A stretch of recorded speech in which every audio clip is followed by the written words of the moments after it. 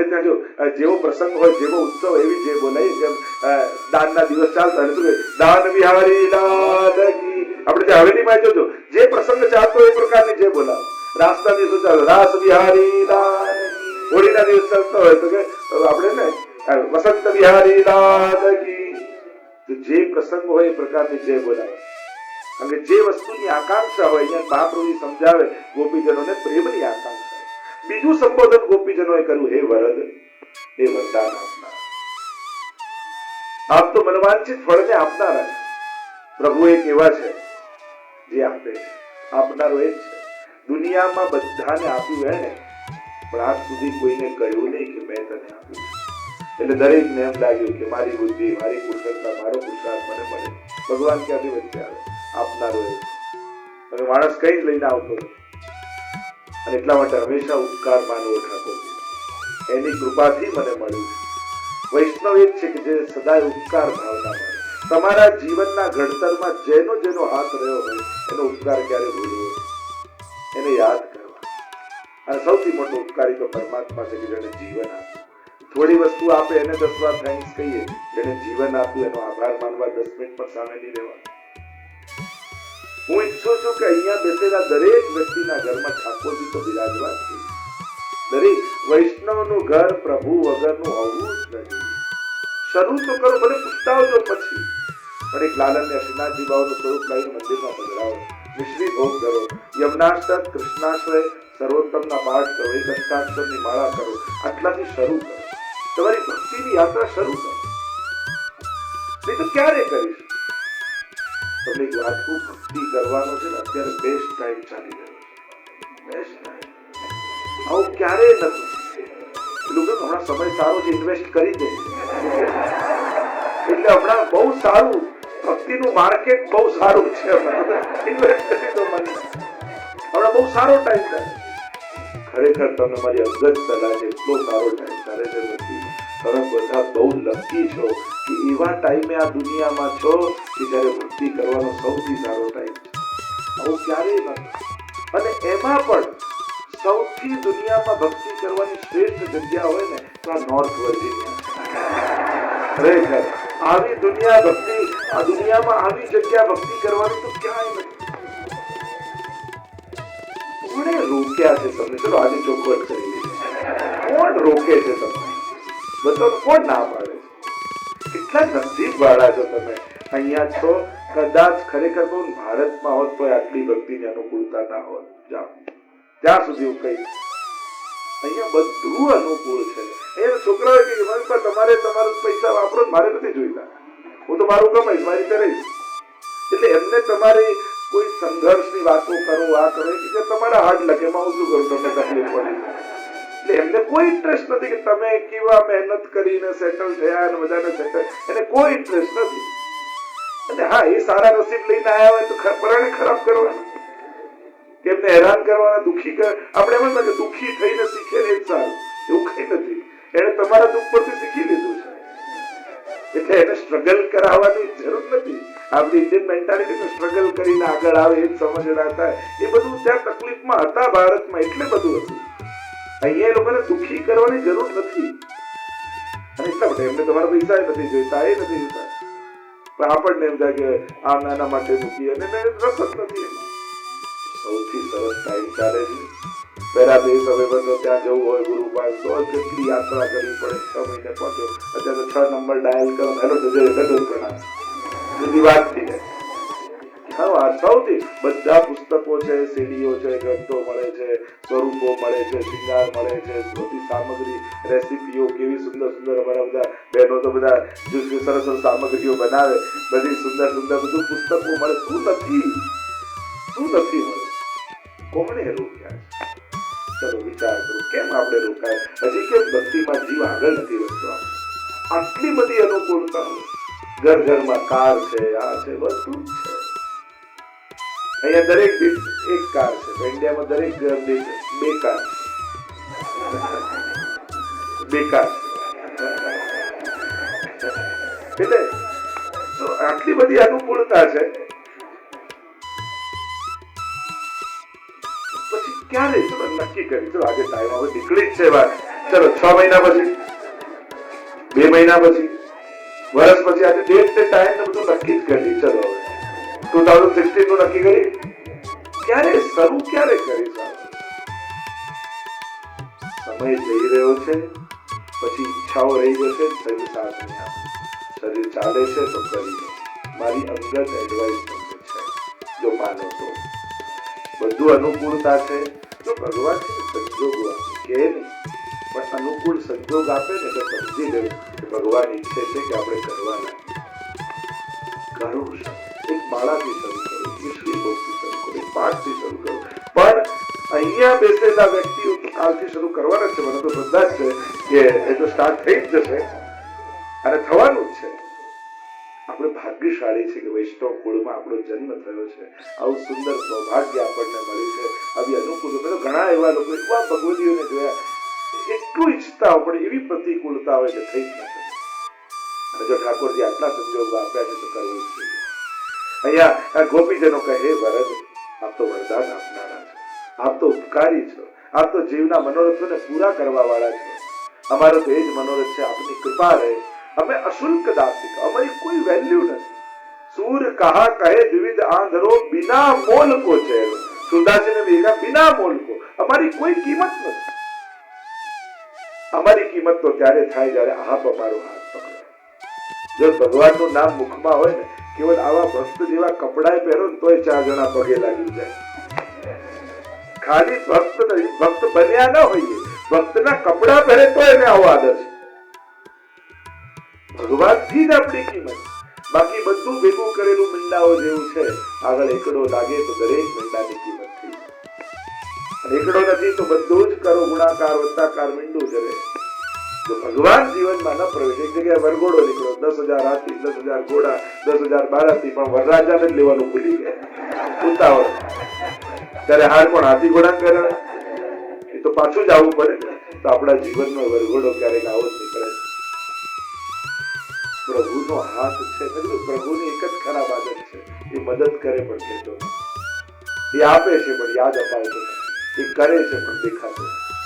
થોડું કરીને આગળ આગળ દેખાય માણસ, બધું કરીને ક્યાંય ન દેખાય. એ તો ભગવાન છે. એ પોતાનો હાથ ક્યારે દેખાડતો નથી. અને આપણને તો આદત છે કે કરે 10 વાર કહેતો કરે, મેં કર્યું, આપણે મદદ કરી, આપણે સેટ કરી દીધું. પણ તને કોણે કર્યું? આપણે હંમેશા યાદ હોય, આપણે સેટ કરી દીધું, આપણે સેટ કરી દીધું. પણ તને કોણે કર્યું? કોઈ ને કોઈ ને ક્યાંક ને ક્યાંક ભગવાન કોઈના હૃદયમાં પ્રવેશીને તમારો હાથ પકડતો જ હોય. એટલે જીવનમાં મળેલા યશ કીર્તિઓ બધી ભગવાન સાથે છે. એટલે જે રીતે ભગવાન હાથ ખેંચી લે તો કોઈ પૂછતું નથી. એક વિદ્યાર્થી બહુ સારા જવાબ આપ્યા સ્કૂલમાં, એટલે બધા ગવડાને બધા માન આપવાનું. એટલે જ્યાં એન્ટર થયો દરવાજા પાસે, એટલે ચોકીદાર ઉભો થયો, ગુડ મોર્નિંગ સર. મને સર કે ખુશ થઈ ગયું. અંદર ગયો તો સ્ટુડન્ટ ઉભા હતા, એમણે ગુડ મોર્નિંગ સર. સ્ટુડન્ટો મને સર કે રાજી થઈ ગયો. આગળ ગયો તો ટીચર્સ ઉભા હતા, એમણે ગુડ મોર્નિંગ સર. ટીચર્સ મને સર કે આટલું બધું સન્માન માનું. હજી આગળ ગયા તો વાઇસ પ્રિન્સિપાલ ઉભા હતા, એમણે કહ્યું ગુડ મોર્નિંગ સર. બસ આટલું માણસ જીવનમાં સમજી જાય કે એની ખૂબ કૃપા આપણા પર છે. પણ એવો મહાન છે કે મદદ કરીને ક્યારે યાદ નથી અપાવતો કે હું તારી મદદ કરી. એ તો આપણે ગોતી લેવા. આપણને વ્યક્તિ દેખાય પણ એને પ્રેરનારો અંદર બેસેલો પરમાત્મા નથી દેખાતો. ક્યારેય કોઈના હાથનો ઉપયોગ કરી, ક્યારેય કોઈના પગનો ઉપયોગ કરી, ક્યારેય કોઈના જીભનો ઉપયોગ કરી, કેટલી વાર આપણી મદદ કરતો હોય છે. પણ એની આદત છે કે ક્યારેય કહેવું નહીં, યાદ અપાવવું નહીં. પણ સત્સંગમાં સાંભળ્યા પછી આપણે સમજી લેવું કે પ્રભુ તારી ખૂબ કૃપા છે. અશુલ્ક દાસિકાઓ અમે, યા શુલ્ક દાસિકા, આપના માટે વેચાઈ જનારી અમે, આપની પ્રસન્નતા માટે. અને અમે જીવી એટલા માટે જ રહ્યા છીએ કે આ દેહ સેવામાં ઉપયોગમાં આવવાનો છે. એકવાર પ્રભુ પ્રગટ થઈને કહી દો કે અમને તમારી જરૂર નથી, અને જો અમારી જરૂર આપને ન હોય, હમણાં ને હમણાં પ્રાણોના ત્યાગ કરી. હવે તો અશુલ્ક કરી, અમારી કોઈ કિંમત નથી આપના વગર. બિના મોલ કો ચહેરો, આપને કારણે લોકો અમને પૂછે, હે પ્રભુ નેહ તો નેહ, નિગ્ન તો નેહ કેમ બદલ. અમારો જાણે વધ થતો એમ લાગે. અહીંયા મહાપ્રભુજીએ કારિકા લખી, અંતઃસ્થિતો રસમ પુષ્ટો બહિશ્ચેન વિનિર્ગત સદા પૂર્ણો નહીં ભવે ઇતિ વાગ નિર્ગમસ્તતા. અંતઃકરણમાં પ્રગટેલો રસ વાણી દ્વારા સ્ફુરિત ન થઈ જાય ત્યાં સુધી એ રસ અધૂરો. પ્રેમને પ્રગટ કરવો નહીં, પણ થઈ ન જાય ત્યાં સુધી અધૂરો જ કહેવાય. જે વસ્તુનો તમે કંટ્રોલ કરી શકો, માનો કે હજી કંટ્રોલમાં, પણ એ પ્રગટ જ થઈ જાય, કંટ્રોલ બહાર થઈ જાય. એમ પ્રેમનો, આનંદનો, રસનો સ્વભાવ છે પ્રગટ થવું, અને પ્રગટ થયા વગર રહે નહીં. પ્રભુ આપને કહાં से हमारी रक्षा नहीं की, બધેથી આપે તો બચાવ્યા છે. जब कुत्ताजी याद करे जब स्तुति करता कि प्रभु आपे हमारी क्या क्या रक्षा કરી. એ વિશ્વાળા ભોજનથી લાક્ષાગૃહમાં એ વનવાસ સમયે એ દ્રૌપદીના જ્યારે ચીર ખેંચાતા હતા, જો પ્રભુ મદદ કરે પણ યોગ્ય સમય કરે. પ્રભુ ક્યારેય મોડા નથી હોતા, આપણે જ ઉતાવળમાં હોઈએ. એ તો એના સમય જ આવે અને યોગ્ય સમય જ આવીને ઉભો રહે. તો આ પ્રસંગ કહે કે જયારે ભગવાન આઠે પટરાણીઓ સાથે પેલા શેરડીના ખેતર હતા અને શેરડી છોડતા હતા અને એમની આંગળી કપાઈ, એટલે બધી પટરાણીઓ કપડું ગોતવા માટે નીકળી અને દ્રૌપદીએ સાડી ચીરી અને પાટો બાંધી. રાતના રૂક્ષ્મણીજીની બાજુમાં પ્રભુ બેઠા છે અને એ પટ્ટામાંથી એક એક તાંતણા ગણી રહ્યા. 999 રૂક્ષ્મણી પૂછ્યું કે આ શું કરો છો? પ્રભુએ કહ્યું તમને નહીં. અને કદાચ પરમાત્મા એ 999 સાડી લાવીને બીજા દિવસે દ્રૌપદીને ઉપહારમાં આપી દીધી હોત તો ઇતિહાસમાં ન લખાય. પણ જયારે દ્યુત ક્રીડામાં પાંડવો દ્રૌપદીને હારી ચૂક્યા છે અને દુશાસન જયારે ચીર ખેંચી રહ્યો છે અને પોતાની લાજ બચાવવા માટે યાચના કરી રહી છે દ્રૌપદી, મોટા મોટા દુર્યોધન અને બધાની પાસે ભીષ્મજી, દ્રોણાચાર્ય બધા જ બેઠા છે, બધા પાસે જઈને યાચના કરે, પાંચે પાંડવો બેઠા છે, પણ જયારે શરણમાં જાય ને બધા મસ્તક નીચે નમાવી લે અને કોઈએ સાથ ના આપ્યો, ત્યારે મારો દ્વારિકાનો નાથ દ્વારિકાથી દોડતો આવીને દ્રૌપદીના 999 ચીર ભરે. આ પરમાત્માનો સ્વભાવ. એ યોગ્ય સમય આવીને આપે એટલે આપશે, પણ તમારા ટાઈમે નહીં આપે, એ એના ટાઈમે આપશે. આપણને એમ થાય કે આપણા ટાઈમે આપણે ઈચ્છીએ એ ટાઈમે થઈ જવું જોઈએ. ના, ભગવાન એને વિચારેલા સમયમાં આવીને આપે છે, યોગ્ય સમય. એ હંમેશા આપણને મોકો આપે કે જ્યાં બધાને ચેક કરી લો. વિપત્તિ આવે ને એટલે બધાને ચેક કરવાના એક સમય આવે, ચકાસી દે બધા. તને બધા પર ભરોસો છે ને, જ્યાં બધાને ચકાસી અને માણસ બધા પાસે જાય, નિરાશા મળે, સમજાય કે આ તો ભરોસા રાખવા જેવું નથી. ભરોસો તો ભગવાન પર રાખવો જોઈએ અને ભગવાન પર જયારે ભરોસો રાખે ત્યારે ભગવાન એના વિશ્વાસને જીતી લે. અને એટલા માટે પ્રભુ યોગ્ય સમય રક્ષા કરે છે અને ક્યાં ક્યાંથી કરે છે. કુછ પૈતરી વાર્તામાં આવે ને કે બે માણસ ચાલતો હતો અને પાછળ પાછળ પગલા દેખાયા, એવું કે ભગવાન પાછળ આવે છે, પણ જયારે લીલોતરી હતી ત્યારે તો પાછળ પગલા દેખાયા, બે પગલા પડે દેખાય, પણ જયારે રેગિસ્તાન આવ્યું ને ખરાબ સમય આવ્યો ત્યારે પગલા દેખાતા બંધ થયા. ત્યારે પેલા ભક્તે કહ્યું કે ભગવાન બધાએ તો સાથ છોડ્યો દુઃખમાં, તું મૂકીને જતો રહ્યો. ત્યારે ભગવાનને કહ્યું કે જે બે પગલા હવે જે પેલા 4 પગલા હતા, બે ના અને પાછળ બે ના, બે પગલા દેખાય ત્યારે ઠાકોરજીએ કહ્યું કે હવે જે બે પગલા છે ને એ મારા છે, તને તો મેં મારા ખભા પર ઉચકેલો છે અને મારા પગલા પડી ગયા. પ્રભુ યોગ્ય સમય આવી રહ્યો. અહીંયા ગોપીજનો યાદ કરે પ્રભુ આપે અમને ક્યાં ક્યાંથી બચાવે, જેમ કુત્તાજી યાદ કરે કે આ બધેથી આપે જ બચાવે. આ જીતનો શ્રેય લાગે કે પાંડવો જીત્યા, પણ જીત તો આપને કારણે, નહીં તો ક્યારના પાંડવો સમાપ્ત થઈ ગયા. અહીંયા એ જ યાદ કરે છે કુંતાજી કે પ્રભુ એટલે મારા જીવનમાં આપ વિપત્તિ આપજો અને સુખ આવ્યું આપ જઈ રહ્યા છો અને વિપત્તિમાં હંમેશા આપ આગળ ઉભા. આજે અમને યાદ છે કુંતાજી યાદ કરે દરેક વિકટ સમય, જયારે વનવાસ સમયે તો એવો પ્રસંગ આવ્યો, દુર્વાસા ઋષિઓને મોકલ્યા દુર્યોધને અનેક શિષ્યોની સાથે, અને એવા ક્રોધી અને કહ્યું કે અમે તમારે ત્યાં ભોજન કરવા આવીએ પાંડવોને. અને પાંડવ પાસે અક્ષય પાત્ર હતું, પણ એનો નિયમ એવો હતો કે દ્રૌપદી જો ખાઈ લે, એમાંથી જમી લે, પછી એમાંથી અન્ન નીકળતું બંધ થઈ જાય. અને જ્યાં ખબર પડી કે દ્રૌપદીએ જમી લીધું છે અને એટલે હવે મોકલ્યા દુર્વાસા, કહ્યું કે બસ રસોઈ તૈયાર રાખો એટલે હું આવું છું ને ભોજન કરીશ. બધા પાંડવો ચિંતામાં પડી ગયા કે હવે તો દ્રૌપદીએ પ્રસાદ લઈ લીધો, હવે આમાંથી અન્નમાં અક્ષય પાત્રમાંથી નીકળશે નહીં, આટલા ઋષિઓને જમાડીશું કઈ રીતે, પ્રસાદ કેમ લેવડાય? ચિંતા થઈ, પ્રભુ પાસે આવે. પ્રભુએ કહ્યું એક મિનિટ અક્ષય પાત્ર અહીંયા લાવો. જોયું અક્ષય પાત્ર ચારે બાજુથી એક ચોખાનો દાણો, અને પ્રભુએ દાણો લઈ પોતાના મુખમાં મૂક્યો અને ઓડકાર ખાધો અને બધા ઋષિઓને ઓડકાર આવવા લાગી ગયા. પ્રભુ તૃપ્ત થયા તો બધા તૃપ્ત થઈ ગયા. પ્રભુ ક્યાં ક્યાંથી રક્ષા કરી. જયારે ભીષ્મજી એમ કહ્યું કે દુર્યોધને ભીષ્મજીને કહ્યું કે આપ દાદાજી બરાબર યુદ્ધ લડતા નથી, આટલા આટલા કૌરવ મર્યા ને એકે પાંડવ મર્યો નથી, આ પક્ષપાત કરી. અને ત્યારે ભીષ્મજીએ પ્રતિજ્ઞા કરી કે કાલે હું ભયંકર યુદ્ધ પાંડવો સાથે કરીશ. ચિંતા થઈ પાંડવોને. સૌથી મોટી ચિંતા પ્રભુને થઈ. બધા પાંડવોને બોલાવે અને ચર્ચા કરવા લાગ્યા કાલે યુદ્ધની નીતિ કેમ રાખવી જેથી ભીષ્મજીને રોકી શકાય, અર્જુનને બચાવી શકાય. કારણ કે ભીષ્મજીનું પહેલું લક્ષ્ય અર્જુન હતું.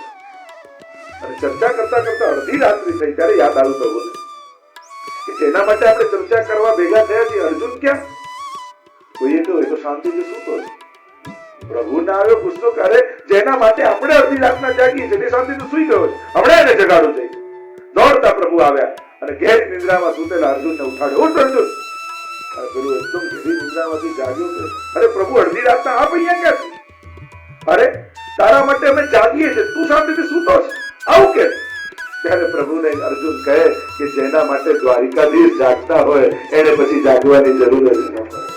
એને તો નિશ્ચિત બનીને સુઈ જવા. જેની ચિંતા કરવા માટે પોતે ભગવાન જાગૃત હોય એને પછી ચિંતા કરે તો મૂર્ખ કહેવાય. ચિંતા કાપી નકાર્યા નિવેદિતાત્મભી કદાપિ ભગવાન અભી પુષ્ટિસ્તો ન કરિષ્યતિ લૌકિકીમ જગતિ.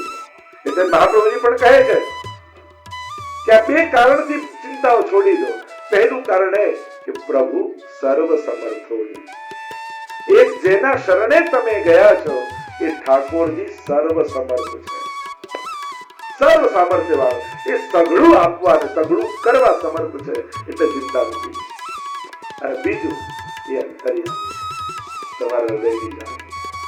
તમને ક્યારે શેની જરૂર છે એને ખબર છે. અને એટલા માટે આ બે સ્વભાવ વાળો પરમાત્મા છે. એટલા માટે ભક્તિ ચિંતા નથી. એ પોતાની નિજેચ્છા કરિષ્યતિ, પોતાની ઈચ્છાથી સઘળું કરશે એવો ભરોસો રાખો. તો અહીંયા ગોપીજનો કહે છે પ્રભુ આપે અમને ક્યાં ક્યાંથી બચાવ્યા. વિષ જલાપ્યયા વ્યાલ રાક્ષસા. એ વિષવાળા જલથી કાળીએ નાગે જ્યારે વિષવાળું જલ કર્યું પ્રભુએ સ્વચ્છ કર્યું. વ્યાલ એ અજગરથી, એ રાક્ષસોથી, વર્ષમાનતા એ વર્ષાથી, એ પવન તૃણાવતથી, વૈદ્યુતાનલાદ એ વીજળીથી, વૃષભયાત્મજા એ વૃષભાસુરથી, મયાસુરના પુત્ર વૃષભાસુરથી આપે બચાવે. વિશ્વતો ભયા વૃષભ એ સર્વશ્રેષ્ઠ દેવયમ રક્ષિતા પ્રભુ આપે અમારી વારંવાર રક્ષા કરી. જો આટલી વાર અમને બચાવ્યા, શા માટે બચાવ્યા? કારણ કે આજે આપ અમને મારવા બેઠા છે. આપનો આ વિરહ અમને જીવા નહીં દે. અને જો અમને મારવા જતા તો એ સમય મરી જવા દેવા હતા. અમને બચાવ્યા કે? જો આ એક એક અસુરો છે ને કોઈ ને કોઈ અધ્યાસો છે. અને પ્રભુએ આ અસુરોને મારી વ્રજ ભક્તોના અધ્યાસોને દૂર કર્યા. દેહાધ્યાસ, પ્રાણાધ્યાસ, ઇન્દ્રિયાધ્યાસ, અંતઃકરણાધ્યાસ અને સ્વરૂપ વિસ્મૃતિ. આ 5 પ્રકારના અધ્યાસ જે એક એક અસુર રૂપે છે. પ્રભુએ અસુરને નથી માર્યા પણ વ્રજ ભક્તોની અંદર રહેલી આ વૃત્તિઓને માર્યા. પેલું દેહાધ્યાસ, ધેનુકાસુર, જે દેહની બુદ્ધિ હતી. ભગવાને ધેનુકાસુર મારી સમસ્ત વ્રજ ભક્તોની દેહ બુદ્ધિનો નાશ કરી. પ્રાણાધ્યાસ, ઇન્દ્રિયાધ્યાસ, કાલીય નાગનું દમન કર્યું અને ઇન્દ્રિયા શક્તિઓ જે વ્રજ ભક્તોની હતી એને દૂર કરી દીધી.